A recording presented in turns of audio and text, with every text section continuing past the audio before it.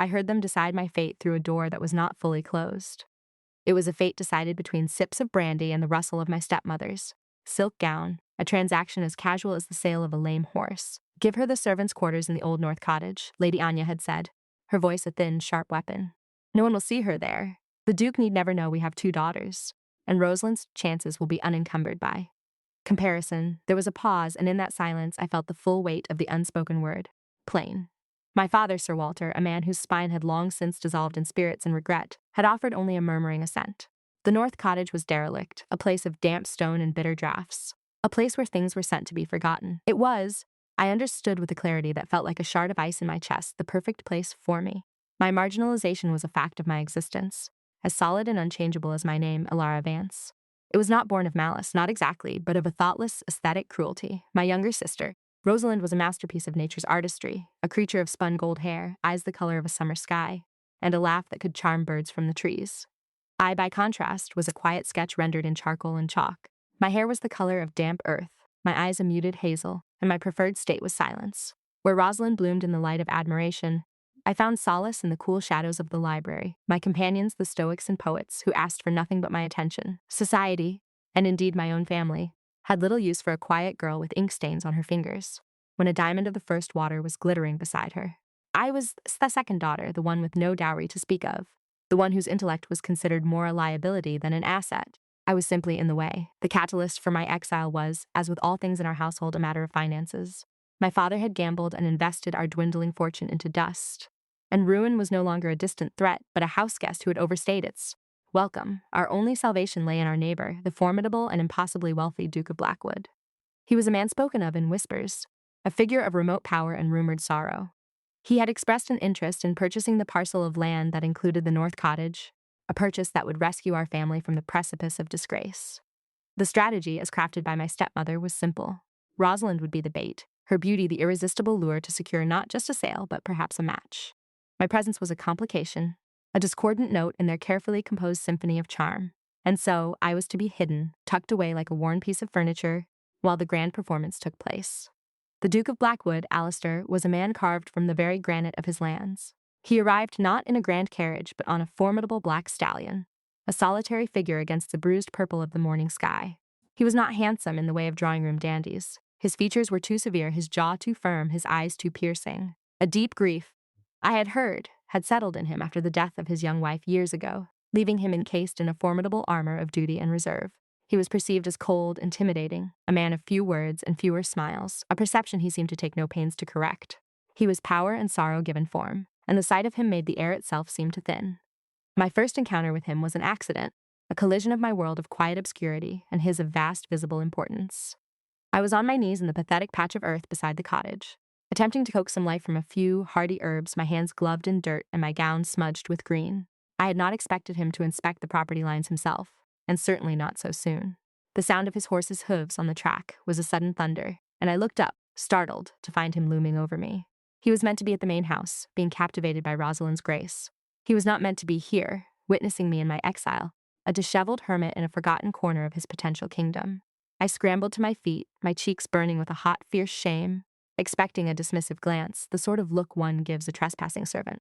But that was not what happened. He dismounted, his movements economical and precise. His eyes, a startlingly clear shade of gray, did not sweep over me and move on, they settled. It was a gaze of unnerving intensity, a look that did not merely see, but seemed to assess and dissect. It was not a glance, not the polite sweep of a gentleman acknowledging a lesser being, but a direct, focused appraisal. In that moment, I felt stripped of my smudged gown and my lowly task. He saw past the daughter hidden in disgrace, past the plain face and the dirt on my hands.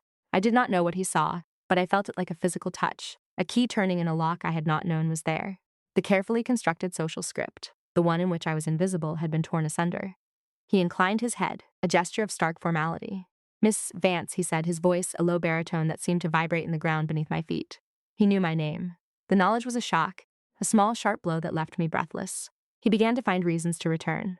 His visits were always framed by the plausible excuse of surveying the land he intended to purchase.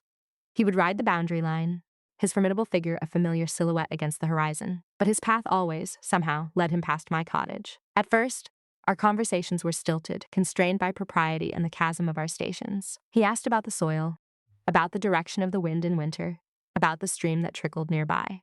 I answered him with the careful precision of one who has spent more time with books and nature than with people. I told him of the chalk beneath the thin topsoil, of the way the north wind scoured the stones of the cottage, of the watercress that grew in the cold, clear water. They were conversations about nothing, and yet they were about everything. He was not making small talk.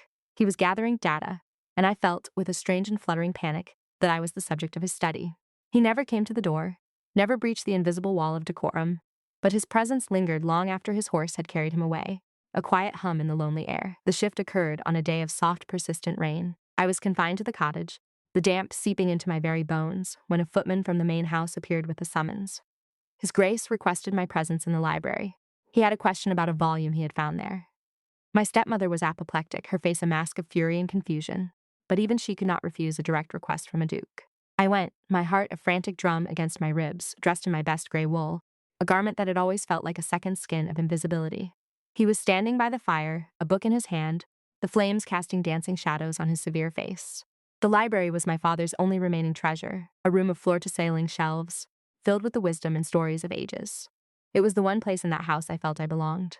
Miss Vance, he said, turning to face me. I found this. A first edition of Marcus Aurelius. I was not aware your father was a student of the Stoics. I took a step forward, my fear momentarily forgotten in my love for the book. He is not, I replied, my voice steadier than I expected. It is mine. His expression did not change, but I saw a flicker of something in his gray eyes, a spark of profound interest. And so we talked. We spoke not of weather or property lines, but of philosophy, of the nature of duty and the endurance of the human spirit. I forgot he was a duke, and I forgot I was the cast-off daughter. I was merely a mind meeting another, finding a resonance I had never imagined possible. He spoke of his own burdens, not in specifics, but in the abstract language of the philosophers we both admired, and I understood that his severe exterior was a fortress built to contain a world of responsibility and perhaps of pain.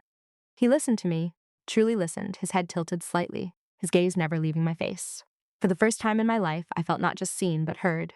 It was an intoxicating and terrifying sensation. The kindnesses began after that. They were small, anonymous acts delivered in stealth.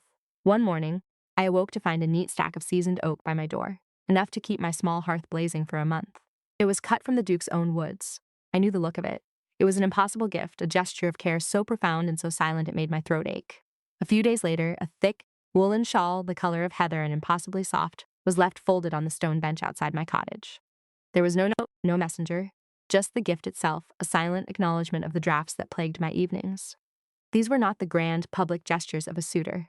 They were the quiet, practical attentions of a man who had noticed I was cold.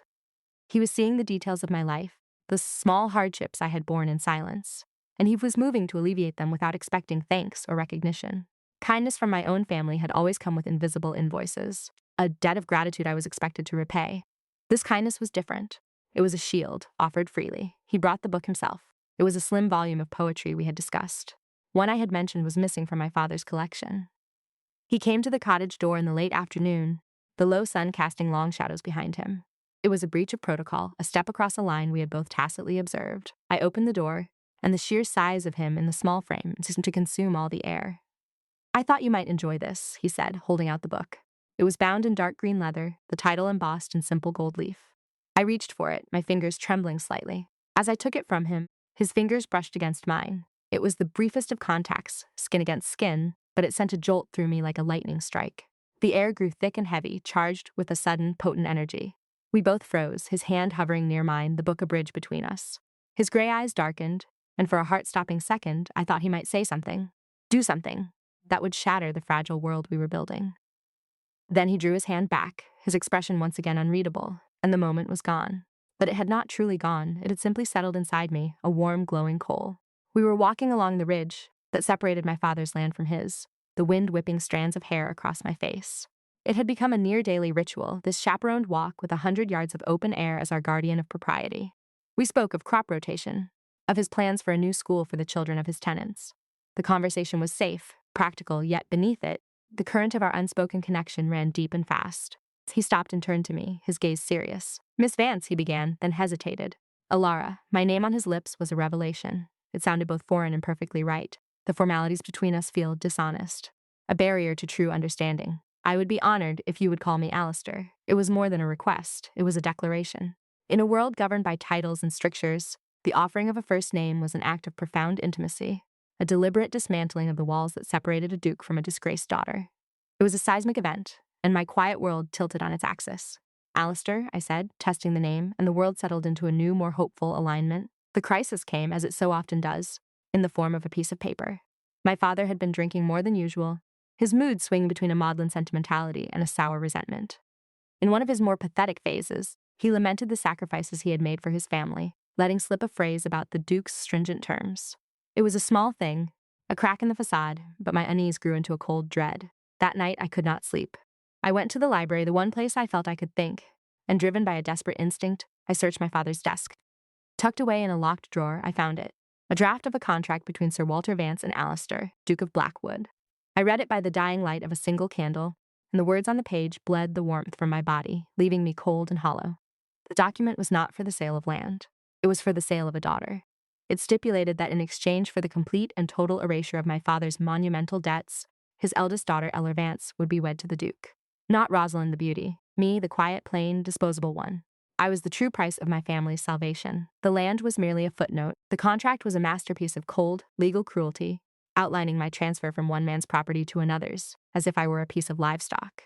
Every kindness Alistair had shown me, every thoughtful conversation, every secret gift, was instantly recontextualized into something monstrous. The firewood was not to keep me warm, but to keep the asset in good condition. The shawl was not a gift of compassion, but an investment. The conversations were not a meeting of minds, but an inspection, a due diligence performed on a peculiar acquisition. I felt a fool, a naive, trusting idiot who had mistaken a buyer's appraisal for genuine affection. The shame was a physical sickness rising in my throat. I waited for him the next day, the full document clutched in my hand, a brittle shield against the pain that threatened to shatter me. When he rode up to the cottage, I did not wait for him to dismount. I walked straight to him, my face a pale, set mask. "Your Grace," I said, the formal title a deliberate shard of glass between us. I held out the papers. "I believe you are familiar with this document. I found it last night. I would like an explanation." He took the contract, his eyes scanning the first few lines, and the blood drained from his face. He swung down from his horse, his movements stiff. He looked at me, and for the first time I saw not a duke, but a man caught in a trap of his own making. "Elara," he began, his voice rough. "Yes," I interrupted, my own voice thin and shaking with a rage I had never known I possessed. "That is my name, the name of the commodity listed in Clause 3. He flinched as if I had struck him. "That is not how it was," he said, his voice low and urgent. "Your father approached me with this barbaric proposal months ago. I was appalled. I dismissed it out of hand. And yet," I countered, my gaze unwavering, "you came, you sought me out, you spoke with me. Was that part of the dismissal? Were you merely curious to see the creature he was so willing to trade?" He took a step closer, his hands clenched at his sides. "Yes," he admitted, the word torn from him. "I was curious. I could not reconcile the man who wrote this vile contract with the man who had raised a daughter who read Marcus Aurelius. I came to see for myself. I came to understand the woman at the center of such a monstrous bargain. Everything else, everything that happened between us, was a catastrophe I did not plan for." His confession hung in the air, not an excuse, but a raw, painful truth. He had come to inspect a contract, and he had found a person. He reached into the inner pocket of his riding coat and pulled out another set of folded papers, sealed with his own ducal crest. He held them out to me. "I had these drawn up by my solicitor last week," he said, his voice quiet but intense. "I was waiting for the right moment to give them to you." My hands trembled as I took them. The first was a legal notice, stating that all debts held by Sir Walter Vance had been settled in full by an anonymous benefactor, with no conditions or expectations of repayment.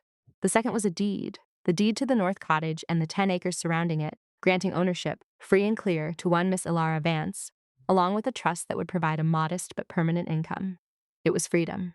It was a future I had never dared to imagine, one in which I was beholden to no one. He had done this before I found the contract. He had done this not to acquire me, but to liberate me. The anger and betrayal inside me dissolved, replaced by a wave of stunned, overwhelming emotion. I looked up at him, my eyes wide with 1,000 unasked questions. "Why?" I whispered. He finally met my gaze, and the armor was gone. I saw in his eyes a vulnerability that mirrored my own. "Because from the moment I first saw you, covered in dirt and defiance, you were the first thing that had felt real to me in a decade," he said, his voice thick with an emotion I could not name. He spoke of his late wife, a woman he had cared for but who had been as fragile as glass, their marriage a union of duty and gentle sadness. He spoke of the years since, a long, gray twilight of responsibility and numbness. "I did not know I was living in a world without color until I heard you speak of philosophy," he confessed. "I did not know my house was merely a structure until I imagined you in its library. You did not merely intrigue me, Elara. You unmade me. You woke me from a sleep I did not even know I was in." Setting your father's debts was a simple matter of coin. Securing your freedom was a matter of my own. I stood there, the deed in my hand, the wind tearing at my skirts, and I felt the ground solidify beneath my feet. His confession was not a declaration of love in the poetic sense. It was something far more profound. It was an admission of need, a statement of fact from a man who dealt only in them. He was not offering me a gilded cage, but a key to my own.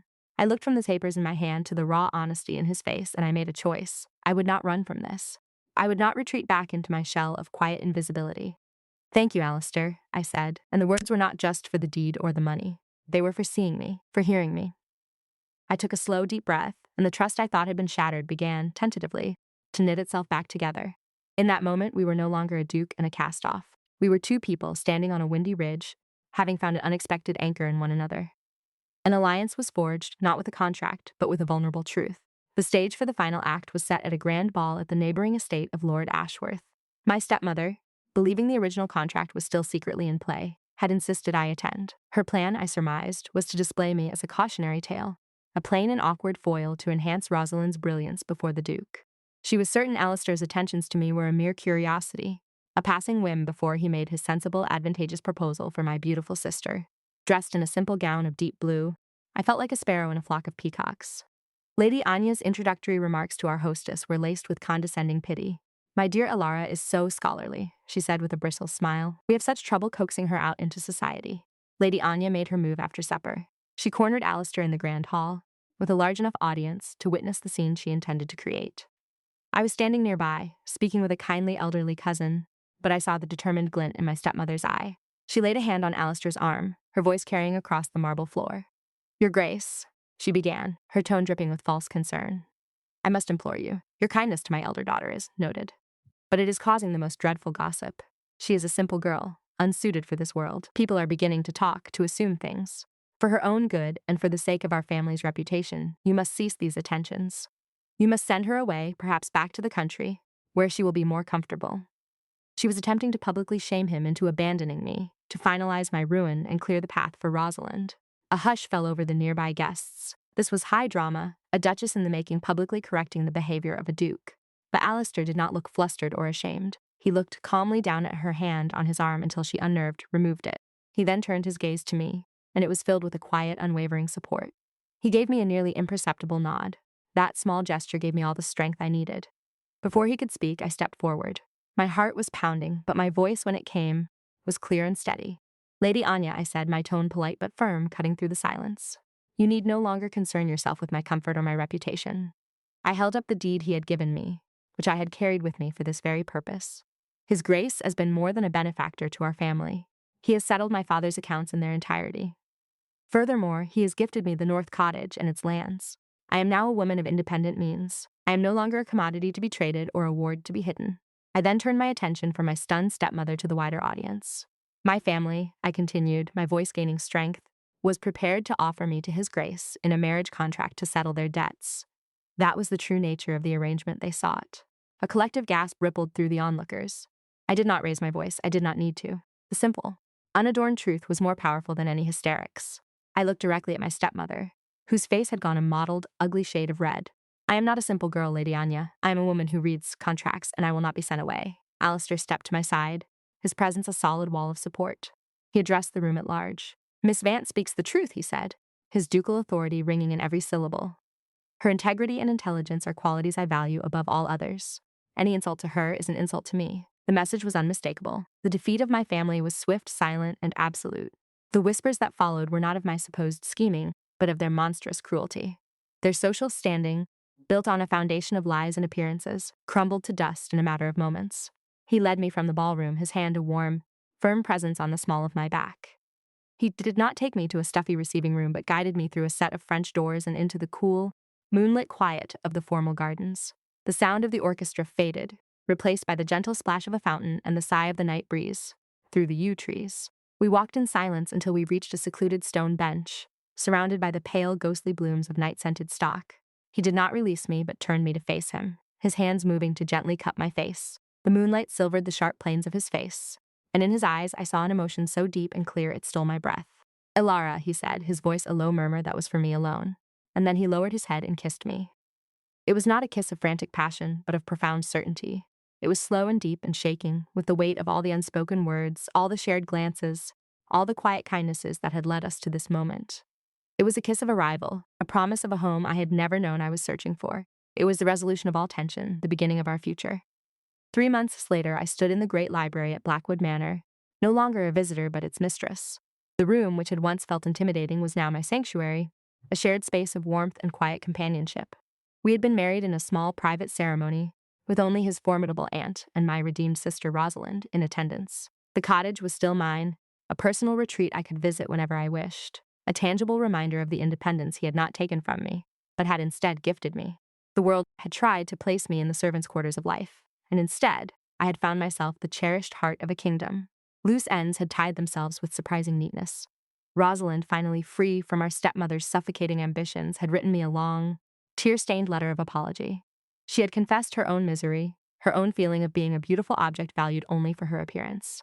She had since found a happy, suitable match with a country gentleman who loved her for her gentle spirit, not her face.